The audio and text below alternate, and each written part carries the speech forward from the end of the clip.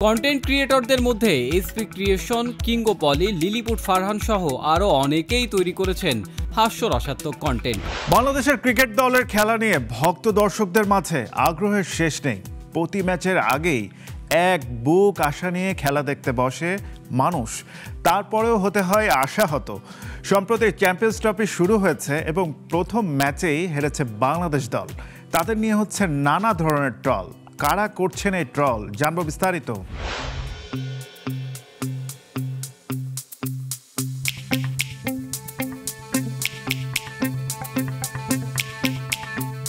বাংলাদেশের ক্রিকেট 18 কোটি মানুষের এক আবেগের নাম। হাজারো ব্যস্ততার মাঝেও মানুষ চেষ্টা করে স্কোরবোর্ডে চোখ বোলাতে। সম্প্রতি আইসিসির আয়োজনে শুরু হয়েছে চ্যাম্পিয়ন্স ট্রফি। আয়োজনে 20 ফেব্রুয়ারি বাংলাদেশ ক্রিকেট দল মুখোমুখি হয় চির প্রতিদ্বন্দ্বী ক্রিকেট দল ভারতের।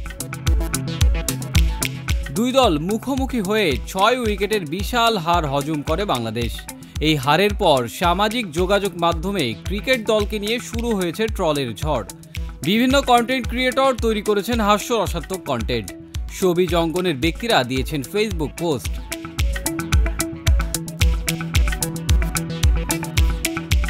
কন্টেন্ট ক্রিয়েটরদের মধ্যে এসপি ক্রিয়েশন, কিঙ্গো পলি, লিলিপুট ফারহান সহ আরও অনেকেই তৈরি করেছেন হাস্যরসাত্মক কন্টেন্ট।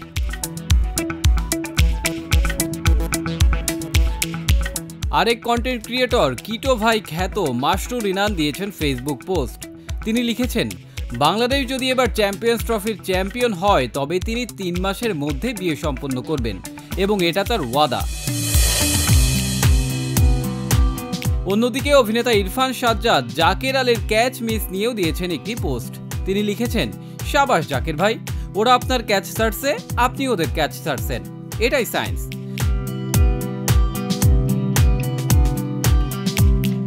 দলের হারে সবাইকে নিয়ে ট্রল হলেও প্রশংসিত হয়েছেন তৌহিদ হৃদয়। ম্যাচে 100 রান করার মাধ্যমে দলকে দিয়েছেন বিশাল সাপোর্ট এবং পেয়েছেন দর্শকের প্রশংসা।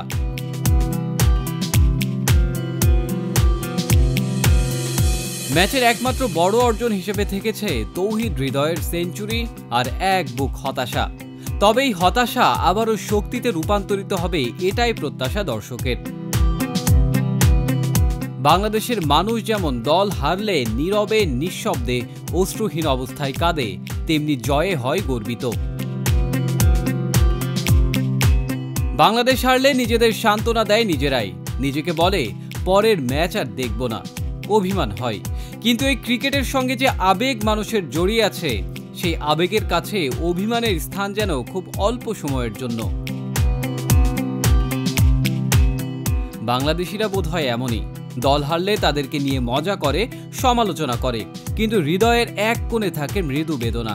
কিন্তু সেই বেদনাকে তারা ভুলে যায় মুহূর্তেই, যখন আবার নিজের দেশের ক্রিকেট দল নতুন কোনো ম্যাচ খেলে। এদেশের মানুষ যেমন মজা করে, তেমনি খারাপ সময়ে পাশেও থাকে বাংলাদেশ ক্রিকেটের। ম্যাচের সময় ভুলে যায় পুরনো দিনের কথা।